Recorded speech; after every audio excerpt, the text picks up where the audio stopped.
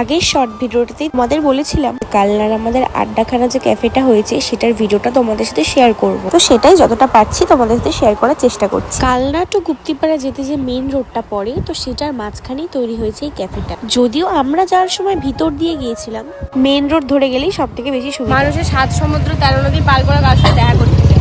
আর guys, আমরা 7 সমুদ্র 13 নদী পার করে খেতে যাই, খেতে খাবার কি হবে 50 টাকা ফেরত হবে না, তোর কত শরীর না তোর কপাল। গাইস, আমি বলছি যে আমি গরিব, কিন্তু এই যে ছেলেটা ওর হাওয়াতে আমি গল্প আমি বলছি। তো আমরা খুব মজা করতে করতে পৌঁছে গেছি না ক্যাফে। আর এটা হচ্ছে প্রেয়সী মার্বেল, সেটার একদম অপোজিটেই হয়েছে আড্ডাখানা। মানে হচ্ছে প্রেয়সী মার্বেল, তার পাশে হচ্ছে পেট্রোল পাম্প, আর পেট্রোল পাম্পের অপোজিটই হচ্ছে আড্ডাখানা। কোথায় খাবি? আমি ছাদে। আর তুমি কোথায় খাবা? আমার যাই হয়ে যাক, আমি ওপরেই খাবো।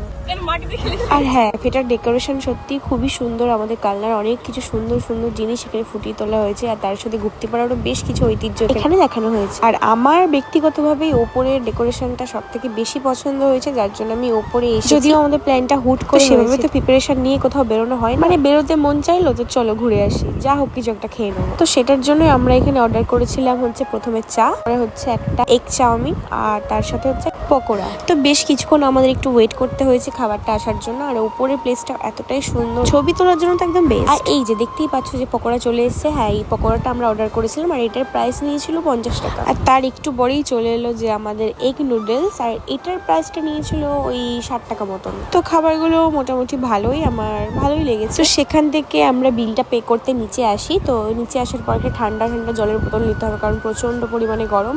তো ঠান্ডা একটা জলের বোতল কিনে আমরা সেখান থেকে রওনা দিই, কারণ আকাশের অবস্থা দেখতেই পাচ্ছ প্রচন্ড খারাপ। আর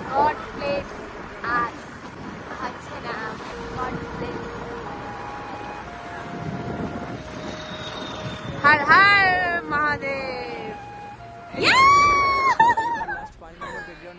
তো যাই হোক, আসার সময় আমরা কিন্তু মেইন রোড ধরেই বাড়ি ফিরছিলাম, কিন্তু ভিতর দিয়ে গেলাম, একটা কাজ ছিল ছোট্ট। তো সেখানে দরকারটা তাড়াতাড়ি মিটিয়ে আমরা চলে গেলাম বাড়ির দিকে। আকাশের অবস্থা খুব খারাপ, প্রচন্ড পরিমাণে বৃষ্টি শুরু হয়ে গেছিলো। আজকে ভিডিওটা এইটুকু, দেখা হচ্ছে নেক্সট ভিডিওতে।